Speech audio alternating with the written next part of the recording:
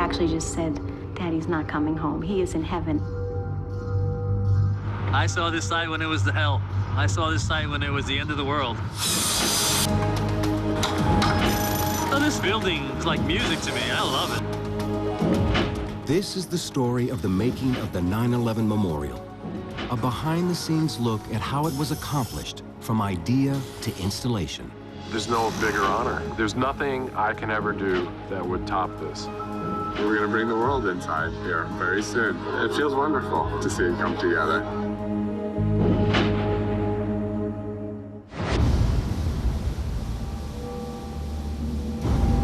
The terrorist attacks of September 11th, 2001 left a void in downtown New York. The scarred site and the city's spirit were equally broken. For 10 months, recovery workers clawed and dug through the rubble at Ground Zero, searching for remains. Once that difficult work ended, attention turned to rebuilding, especially the sensitive task of constructing a memorial. We tried with our heart to find everyone, and having done the best we could with that, we're doing our best to build a memorial so that it's something permanent, something beautiful, something respectful, something emotional. To bring that lofty vision to life, it's been a long and arduous journey, filled with controversy, creativity, and dedication. Right after 9/11, a city-state government entity was formed. Their essential role was conducting the design process, the largest international design competition in history. 5,200 entries from 63 different countries. They conducted that process. Here we go. One of the entries was from a 34-year-old New York architect named Michael Arad. Arad became one of 8 finalists with his proposal called Reflecting Absence. The design was conceived as a clearing in the city. The moment that you cross the street and step onto the Memorial Plaza, you'll know you're in a different place. Arad's design was rooted in his own experience on 9/11. I heard an airplane hit the World Trade Center, and I thought it was sort of a freak accident. And I grabbed my camera to take a couple of pictures, and then I saw the second plane strike the South Tower. It was obvious in an instant that, this was not an accident. 2 hours before, both of them were standing, and by the time I got home, they were both down. Deeply shaken by what he had witnessed, Arad was haunted by an image that defied nature. 2 square holes carved in the Hudson River. Water flowed in, but they never filled up. It was this very clear image that was in my head, and so I sketched and eventually built a small model. I ended up taking it up to my rooftop and photographing it, conveying this idea of the absence in the skyline being mirrored in the river and the voids. And that idea then transformed itself when I started to think about a memorial here at the actual site of the attack. Arad's design sits within the exact footprint of the Twin Towers, anchored by 2 vast pools lined with waterfalls, each about an acre in size. The heart of the design is a series of bronze panels, or parapets, inscribed with the names of the dead. The parapet is the moment that you get to be intimate with the person that was murdered here. And even if it's a stranger, you will see something in the names that will draw you to them. I always thought of the names displays being a sort of an act of communion with the names of the dead that are in front of you. Michael's original design was very stark. The jury felt pretty strongly that the notion of life needs to be brought back in. They suggested that I bring a landscape architect on board. Michael Arad called us up one day, and I didn't know who he was. He was a young architect, and I had never met him. So I asked him if he wanted to work with me on this proposal. So I called him back and said, yeah, that's great. Let's do this thing. It was one of these cold mornings in New York. My car battery died. I was waiting for the tow truck, and I got a call asking if I could come in. They had some paperwork that they needed me to sign, and I thought, this was just pro forma, like getting me out of the way. And I said, I can't come in today. I have to take the car to the shop. And then they told us we'd won.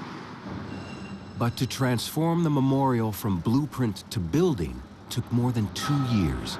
I can't think of anything as difficult as this job, with so many different stakeholders, with the emotional connection, with everyone having an opinion. Construction finally began in 2006, but progress was slow and frustrating for 2 more years, bogged down by struggles over cost, security, design details. And that led to a period where people were going, what's really going on down there? When so much had to be done, what people couldn't see below grade to get that foundation in place. And now you're seeing the incredible tangible results of that hard work. To not have a place to gather on the 10-year anniversary just wasn't going to work. But the clock is ticking to make that deadline. All kinds of trades are part of the process, from stonemasons to iron workers to crane operators. By the time they're done, they will install 8,650 tons of steel, pour 50,000 cubic yards of concrete, and put in over 12 million pounds of rebar. This massive undertaking will cost at least $700 million for the memorial and its museum. But who will take charge of one key mission? Those bronze parapets etched with the names of the nearly 3,000 people who died in the attacks of 2001 and 1993. I'll put a rod, I'm gonna let it cool after I put this rod on it. Enter Chris Powers and his partner, Kurt Wolfmeyer. Like Michael Arad, an unlikely choice for this high-visibility, prestigious project.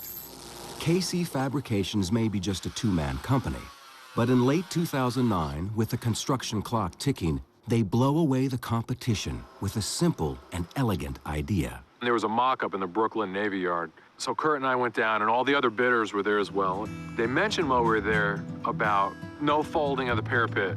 All these seams have to be welds. And you can imagine there's 200 feet per side, times 8, times all of the seams. It just made no sense to stick to that plan. Our minds were already going in a direction. How do you do it cheaper? How do you do it faster? It's a classic aha moment. We immediately thought we're gonna back bevel each corner, which is this little seam right here. And once you back bevel it, it leaves such a small amount of material. When you break form it, it leaves the proper radius right here. Coming down. They've shown the bronze could be folded, despite what the bid specifications call for. They could eliminate those thousands of welds and, in the process, shave millions of dollars and months of labor from their bid. And Arad's design for the panel's elegant shape would be preserved. Come in, Bill. Come in, Bill. So we explained all that to them, and they thought, okay, we love every idea you have now. We just have to see if you can actually pull it off. I said, okay, we'll do that. And they said, so here's what we're going to do. You're going to have basically 4 days to make a 2-foot mock-up, and we're going to have the competition do the same as you as well. You know what I mean? I'll just split them. First thing I did was call Joe. You know what I mean? So that one separate from this one on this side. Joe Moretti runs a 2-generation family business in New Jersey called Service Metal Fabricating. For this, we needed 100% experts at machining, and they always seem to pull off miracles, quite frankly. The only thing I knew at the time, you know, was that basically we either had to get this done in a week or we were out. But they got us all the parts and brought everything to our shop. It was probably 4 days, 24/7 to get this thing put together. And when we showed up with it, not only were they surprised, they said no one else had shown up with anything close to this. Right, I want to push. Yeah, so you want to back it out. Yeah, that's why it wasn't going. They were certainly the sort of the dark horse, but they showed such intelligence in their approach, and they just thought about a different way of getting from step A to step B than we had previously done. Chris and Kurt, who only began their business in 2007, win the job. You hit it, I'll pry it up. Even though they operate out of a glorified shed 90 miles north of Ground Zero in rural Gardner, New York. We know we're gonna get the job done. As long as I know, we just have to make X amount of parts, X amount of parapets, produce a memorial. We'll do whatever it takes to make that happen. By the time contracts are finally signed in October 2010, they have less than a year to meet the deadline for the 10th anniversary. Joe, nothing else magical we need to do, no parts, we're ready to go. It's all magic from here. Okay, no magic. Every second. We're all magic. It's all gonna be tricky from here. First, they have to build a prototype, 4 parapets, almost 40 feet long, The final job will run nearly 1,600 feet.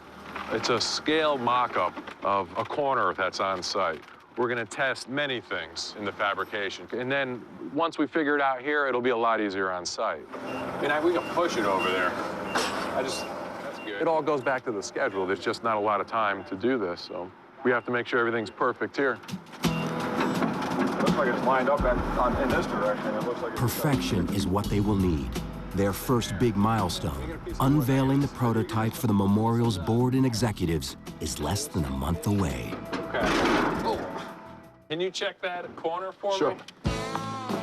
Yeah, it's almost 3/16. It's October 30th, just 10 days to go until the 9/11 Memorial prototype's maiden voyage, when the bosses will review their work. It's an exact scale model of a corner section of the pool where the North Tower stood. If they get it right, it will go to ground zero. So the stakes are high, and the team is racing against the clock. There's a lot of work that has to be done in a short period of time. We have to install the bulkheads. There's a cooling system still being designed that has to go in here. We have lighting that has to go in here. There's reflector panels, there's trays that hold the reflector panels. It seems almost impossible, but we'll do it. Just the fact that how you made it, I understand. you know, the points are gonna match up. Yeah. Every single component is built in the virtual world before it's built in the real world. Their creative use of technology is what's making it possible to produce the prototype so quickly. The whole job has already been created on the computer at Service Metal, using 3D drafting software. We just basically take what he's done, and then we go manufacture it to his plan, which already been predetermined that fits together, works. For example, the parapets each weigh over 1,500 pounds, a lot of weight to move around during installation. So Kurt and Chris want their mounting post to have what's known as an XYZ plate, which allows each panel to be adjusted in any direction with just the turn of a screw. Service Metal builds them one. Where they would otherwise have to use shims to sit here and adjust the heights of the parapets and hammers to push them back and forth, now they're just going to turn screws. Everything's going to move real easy. You gotta just slide that plate back with an adjustable, straight back. That should just drop right in. There it goes. We're in. I like those XYZ plates now, baby. That's right. You like when that awesome. slams home. That was awesome. Yeah. The 3D software streamlines the process, but there's still no substitute for a real-world test. A computer will get you 95, 99% there. There's that 2 or 3%, you know, you're just never sure about until you physically make it. Go up a little bit. The most difficult part of this whole mock-up is this corner. There's just so many things that have to marry There's so many perfectly. mathematical things that are happening here to, you know. To And they always work on CAD. Yeah, I'm gonna cut this point off. They're trying to achieve the same precision I'm trying to achieve without automated equipment. So that's where the installation is really an art, you know, more than a science. You know? Yeah. That is gorgeous. It's a fantastic project. It's almost like everything we've built up here has been put to use for this job. This is Ron Vega from the Memorial Foundation. Hi, I'm Alice. Nice to meet you. Ron's our project manager, okay? Alice Martin lost her firefighter husband, Peter, on 9/11. He died in the South Tower, leaving his wife and 3 little boys, ages 6, 8, and 13. That was actually taken in July of 2001, right after a very busy fire. You can see he's a little dirty. It's become my favorite picture in the world. Alice and her sons were invited to Service Metal to watch Peter's name be stenciled into the bronze with this giant water jet. So one of you guys, if you'd like to start the machine, Okay. you can all do it. Ready? Ready?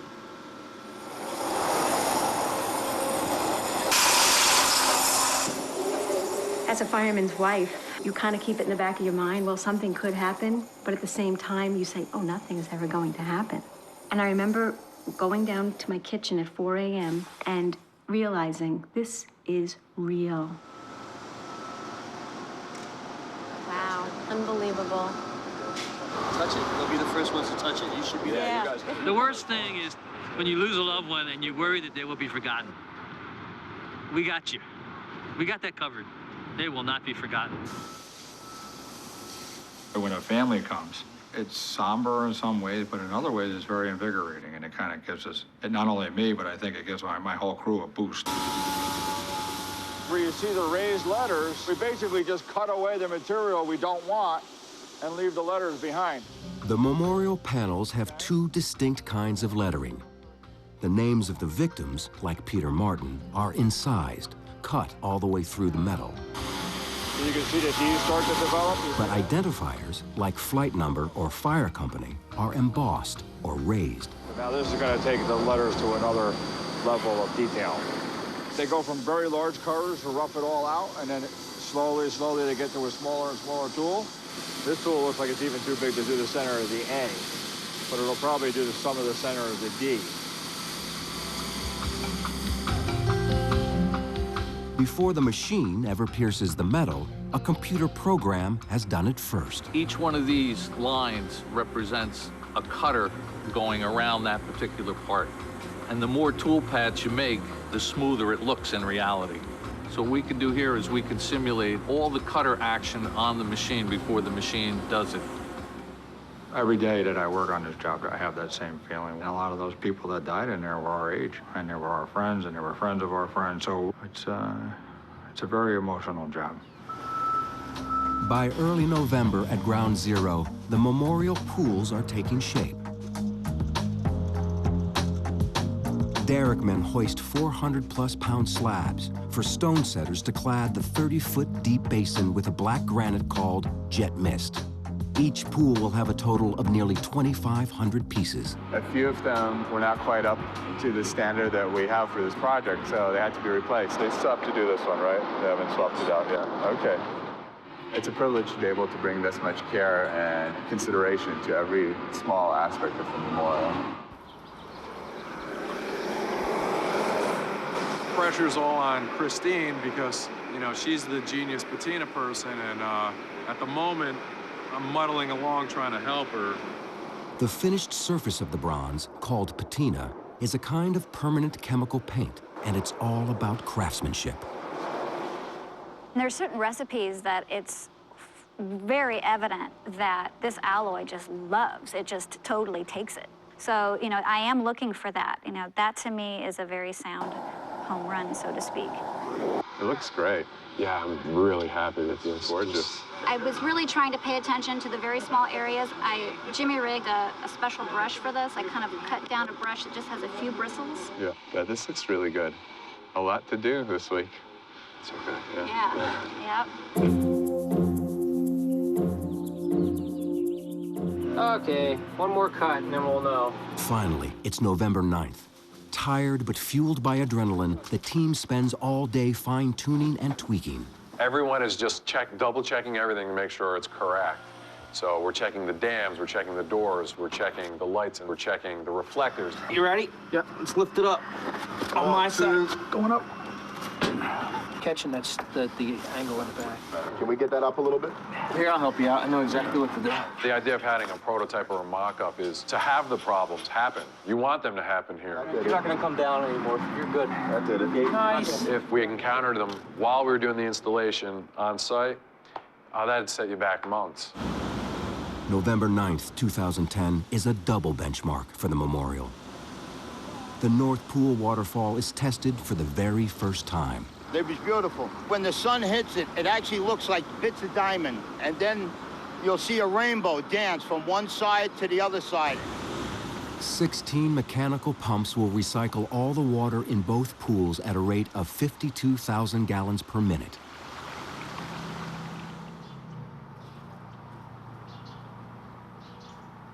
Can you believe it? Wow, 24 hours, what a difference. You probably never thought in a million years. No, I could tell. Wow, looks great. Beautiful, isn't it? Absolutely. Like you want to touch it. Exactly. Yeah, it's a real. You didn't get on your fingers look at this. Congratulations. Thank you. Thank you. George Pataki was New York's governor on September 11th, 2001. Good to see you. I am just really moved by how you're drawn into it. Yeah. You know, it's not something where you just passively stand back and look at it. It was the first time so many people had come and actually seen what we were doing. It did feel good. I felt like I was doing the right thing, you know. I was doing the job right.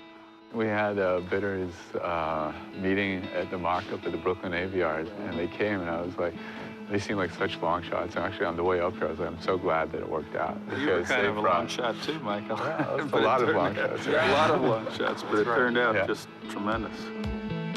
The prototype works. Now they have 148 panels to go, and only 10 months left till the 10th anniversary. If you tell me that you need me on Monday the whole day, you got me the whole day, okay? All through the fall of 2010, work on the 9/11 memorial is moving at a fast pace. First parapet will be on this west wall, on the north corner, right where those guys are. And I think we're gonna have 9 posts here Monday morning. Once we set those, we'll be ready for parapets. You know, the world's watching you, and no matter what, you are gonna get this job done. I'll go ahead and pick this guy up. And each one being 110 pounds, after about 10 of these, you're ready for a good massage. In what will eventually become a kind of urban forest, workers plant some of the first trees by the South Pool. You gotta go 2 inches south. 4. Whoa, whoa, whoa, that's it. Put a little soil under there. These particular trees are one of the more hardy species you can get in this particular area. A year from now, Plaza's gonna be open. It's gonna look nice.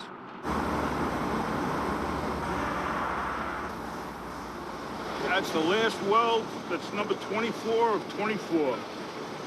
That was just the final weld, sealing the surface of the weirs. All around the top of the memorial pools, millwrights finish installing the weirs, finger-like dams that will guide the water as it cascades over the edge. It's all stainless steel. Everything has to be stainless to match so it don't rust. If it's going to be here a couple of 100 years, we want to look pretty for that long. How much more meaningful could it get, really?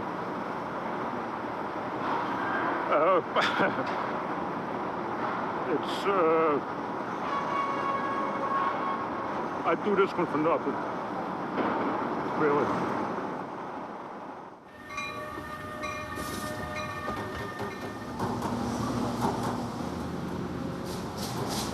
By late November, production of the parapets is in full swing at Service Metal in Dover, New Jersey. When you come to see it, John's name's gonna be on the bottom row, right? So, and look, he's right next to John Swain and Tommy Galvin. And Thula Katsamatides, a memorial board member, is here with her mother. And Thula's brother, John, died in the North Tower. John was never recovered, so we were never given anything. Yeah, it's very hard when you have a tombstone and there's nothing there. There's my Johnny. What we're doing here today is we're water jet cutting the names, which are the cut-through lettering on the panels. That's what the water's forced through, that little tiny hole. 40 thousandths of an inch diameter hole. 60,000 PSI water pressure is forced through. So there's a little bit of sand that comes in here, and you can control how much comes out, how many pounds per minute is fed down through this tube, and then it mixes with the water. And then the water and the sand cut through the brass. Wow. Very nice, beautiful, really beautiful, amazing. I don't go down to ground zero, but now with the completion of the memorial, I'll be down there.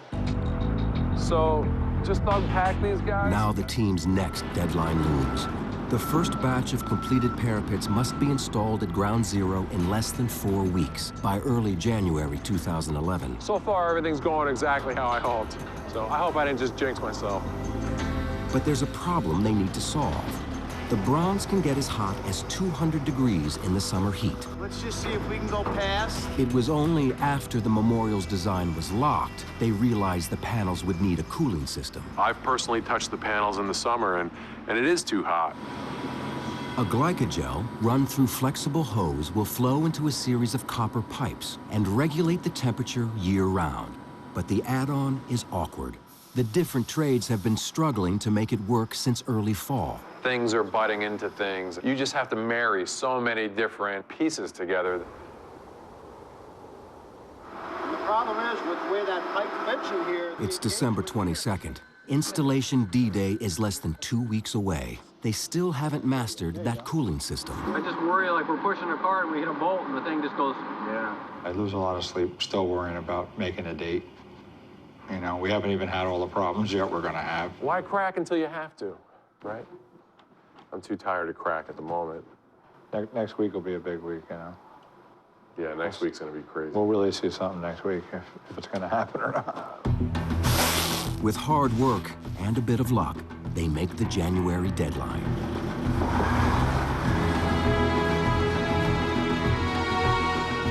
So the second he gets here, the truck will come in. We're gonna pick it up and put it over that stone. We're gonna go right over. Don't let that spin too much. Just let it hang there for 2 seconds. Do you have a knife on you? Yeah. Ready? Whatever you want, brother. Okay. It's a big day, a major milestone for the job.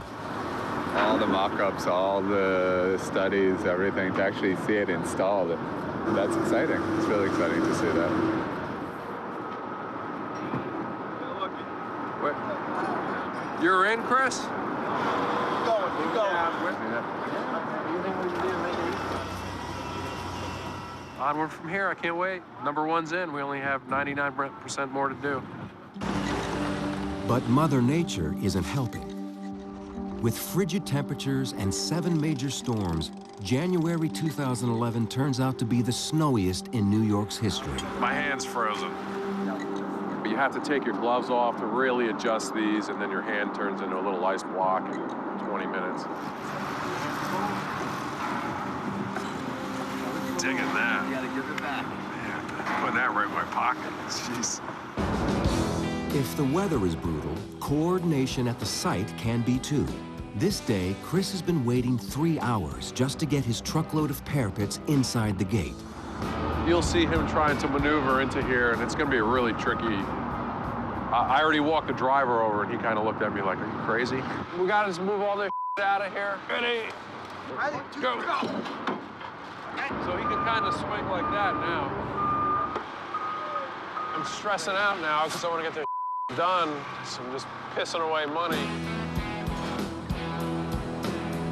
By day's end, they prevail. And in fact, the KC crew gets ahead of schedule, installing 2 full sides of the North Pool in just 1 month. You're not coming in tomorrow because of snow. Right. So I'd like to get like a week's worth in right now. All right.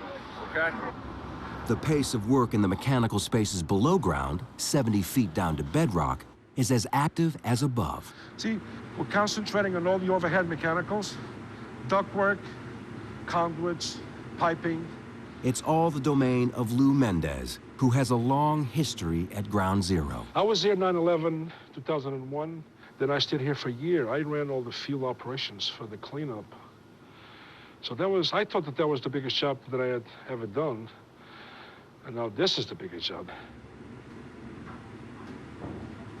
The pumps for the North Pool are here. These are the pumps. Those are filtration systems. We're underneath the bottom of the pool. If you go up these stairs, open up that door, basically you'll be at the lower void of the pool.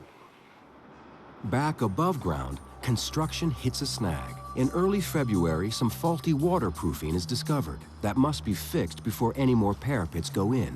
If that isn't bad enough, is that okay, though? The cooling system needs yet another round of redesigning on the fly. And if it was rotated this way, you're saying it's gonna... Then it would be off angle too far. What I would do is I would put these pipes on. Once you get this one dimension straightened out, this vertical, It seems to be the only hit. then that would be consistent throughout. There's still things that aren't completely resolved at this point, and that's, you know, with 6 months to go, that's a little too tight for me to be working on nailing stuff down in its final design at this point. Gonna heat that up. We're gonna push it in after we heat this up.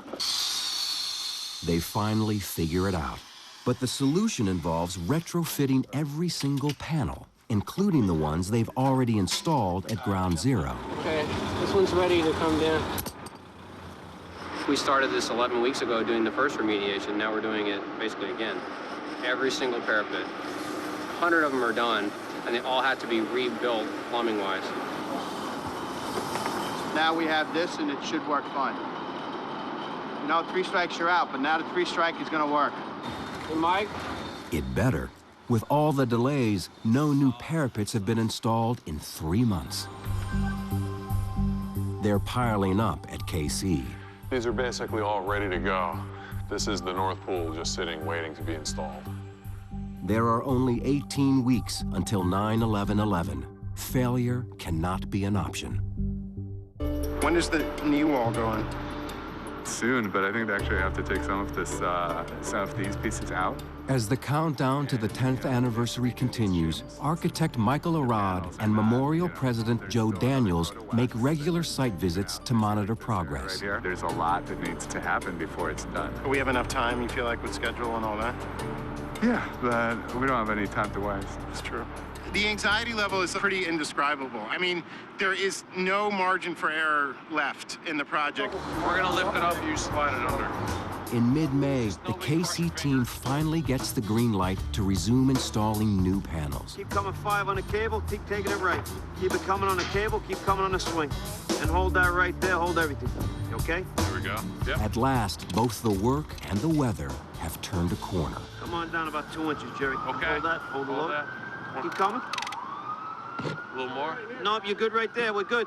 Nice. All the planning's working out. And it's not raining, that's amazing. It's the first time I've set a parapet without a snowstorm or a sleet storm. Everyone who works on the memorial knows full well how much it means to the 9/11 families. People will remember that those people were people, not just names, that they were names that belonged to a human being with a life. The Martin family had never been to Ground Zero, but with the 10th anniversary close at hand, they take a tour of its perimeter. Gazing over the landscape that claimed Peter, they are comforted by the rebuilding. See all those men with their hard hats and to hear the drills, it shows that we're going to rebuild and life goes on. It wasn't a dark, gloomy place. It was a tower that was being built.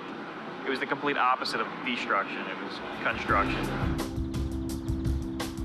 The Memorial Plaza will epitomize that affirmation of life. Over 400 swamp white oak trees arrayed throughout the 8-acre site will ultimately soar 60 feet in the air. So they grow up and they almost make a Gothic sort of colonnade. The park had to change your mood from the cacophony of the street. It will be like an inner-city forest, but a meticulously designed one. So you have order along one axis, looking east-west, you see these trees snap into these clear rows. But when you look north-south, there's a much more haphazard, naturalistic pattern. This New Jersey field was converted to a nursery in 2006 to nurture the memorial trees. Hundreds of 18-foot trees were hand-picked and moved here, and now stand 30 feet. Their care and tending is as painstaking as their design. Each one of those root balls weighed roughly 10,000 pounds. So we took a hunk of soil that weighed 10,000 pounds with a tree growing out of the middle of it and put it in these boxes and rooted it out. So it's quite a process. Most urban trees have a death sentence. They've been planted in a shoebox. They're only going to grow as big as they can, and then they'll just stop if they survive at all. So what we've done with this design is given every possible advantage to the tree. So right here is where the irrigation point of connection is supposed to be. Yeah. So I guess we can get in like here. There's a short tunnel right here. Networking throughout the memorial are a series of these maintenance tunnels with all of our utilities. Here we go. God forbid you forget something in here. Every drop of rain is caught and taken down through a whole system into a tank.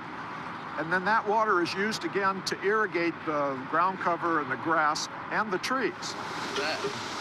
Water is one of those beautiful things. You can see the wind just catching us. It's really pretty cool. Water architect Dan User masterminded the creation of the memorial waterfalls. We have a void here where the tower stood. The concept was that that water would fill that void and it would be this cleansing action, that healing process. With over 350,000 gallons of water cycling through each pool, these fountains are truly one of a kind. with challenges to match. One of the first things that I saw when I saw the length and the size of this thing is how is it going to be sustainable?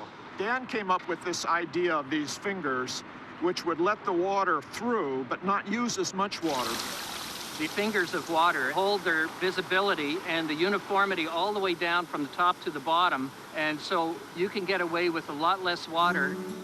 But the pool's massive size, each the equivalent of a 3-story building, made them impossible to test with a smaller model. The problem with water is that it doesn't scale. You know, a little fountain doesn't look like the fountain is going to look. So finally, Dan's built this huge thing, full scale, 30 feet high. I ended up doing it in my backyard. We had it up for 4 seasons. We wanted to see how it was going to behave in the winter, in the spring, and the summer. And when I saw that model, I knew it worked. It's really humbling to see all the agony that's happened, and to see this renewal is really just wonderful. On the 10th anniversary, when families come here for the very first time, I do hope they understand, just by looking at the names and the space around the names, that they see that each name has been given a real presence. How the names would be arranged on the parapets has been one of the most difficult issues to resolve. The challenges with the names is, what is the function of the memorial? How much information is it supposed to convey? Do we have the floors where people work? Do we have the ages? Do we have the ranks of firefighters? After years of controversy, they finally agreed to group people by where they were the day of the attacks. World Trade Center, Pentagon, one of the planes. But was that enough? Something that was very important to me from the get-go was that there would be sort of a hidden logic to why one name was next to another name. And I suggested what I called the meaningful adjacencies. So there would be a meaning to why one name is adjacent to another name. We went out to all the families in 2009 and gave them the opportunity to request if they wanted their loved one's name next to somebody else. And we had 1,200 requests, and we were able to meet all those adjacencies. It really resonates to see him listed next to Tommy and John and all his friends. It was comforting to see him alongside the other names of the people that he worked with, to see that John was surrounded by the gang that he worked with, you know.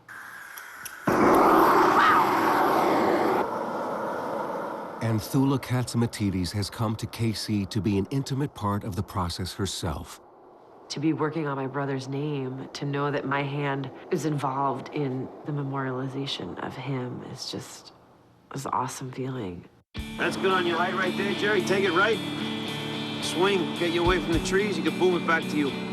Good height right there, Jerry. Back at Ground Zero, the KC crew is working double shifts to make the 10th anniversary deadline. Let's get this sucker in there. Coming down easy? That's good. This will be all right as long as everything keeps going like it is now. Thanks. Yeah, excellent. Thank you, sir. Excellent. That's it. Can't complain. Yeah, you gave him a home run today. That's right. I don't want to get cocky yet. Let's get a pool done first. They're in the home stretch, so long as they can keep up the pace. Go ahead down a little bit. It's late spring 2011, just a few months left to the 10th anniversary. The 9/11 Memorial Plaza is a whirlwind of activity. It's incredible. I mean, to stand here with all these trees behind us and this paving below us and the plaza, the pool and all the elements coming together, it's great. We're in the final stages. If you were making a meal for, 100 guests, I mean, everything is cooked and everything is set, but you're still kind of running around and fixing the last few things. Welcome, everybody. As you can see, we are making progress. And so far, we are on budget and on time. New York Mayor Michael Bloomberg is the chairman of the memorial. Hi, guys. See you again. Be safe. How are you, sir? Good, thank you. Where we're looking at now, which is the west side of the South Pool. The mayor and memorial president Joe Daniels lead the board on a tour. As the mayor said, lots of progress. We're 123 days away, and we're all out till we get to the 10th anniversary and beyond. It's hard to come to terms with 3,000 people lost. I hope that when people will come here, they'll walk around both pools, they'll see the thousands of names that are here, but they will also learn individual stories, not just about the people who died that day, it's also about the people who are left behind. I don't think that anyone can come to the site and only feel sadness. You know, I mean, if that happens, we've failed, you know, and I don't think that we're gonna fail. I think that this memorial is really going to inspire people, you know, and bring hope. With each passing day, more and more trees dot the landscape, slowly but surely filling in that urban forest. We need to go this way, about 2 inches, so come up on the suspension and down on the suspension over here. I've been doing this 34 years, maybe the best planting of trees, just in terms of resilience from transplant. They're rich green, they look like they've been here forever. As the Memorial Plaza nears completion, there's less room to maneuver as they plant the trees.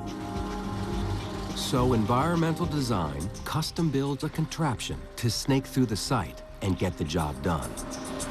It's the first machine of its type ever built anywhere in the world, and so we're having to finesse the intricacies of the machine while doing production. Let's lower it down, see what we got.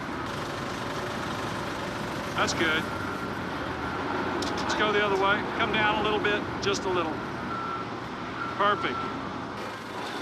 The end is in sight. There's now about 80 trees left to go on the plaza before the 10th anniversary. I'm reluctant to declare victory yet, but we're close. Unbelievable. It's breathtaking. Alice Martin comes to Ground Zero in June with Ron Vega to witness the installation of her husband's parapet. Nice to meet you. Nice to meet you. Yes, thank you. This is exciting. I'm speechless, and usually I'm not, No, but I'm honored it's... to have you here. Oh, my so, goodness. Yeah, we're going to go ahead and install Okay, it. I'm just going to watch. Okay. Just watch your step there. Come on in. Okay, hold on a second. Go up a little. That's all. That's okay. You make it look easy. Hey, Chris, she said you made it look easy. That was just for you. Will I be able to thank them? It's an emotional visit for Alice and for the workers. Thank you so much. It means the world to me. Oh, unbelievable, but you're good guys. Thank you. Thank you so much. You're good guys. I could go like that. Does that work? Before the end of June, the KC team surges ahead of schedule and finishes installing all 152 parapets. Chris welds those pivotal corner pieces in place, never again to move. Seeing all these panels installed here on site in their final setting, it's phenomenal. On the 10th anniversary, that's the culmination of all that work, all that vision, to see it come to life and to have, for the public who has not stepped foot on this space since the day of the attacks. I hope that they'll be able to be here and just feel that we've done something right.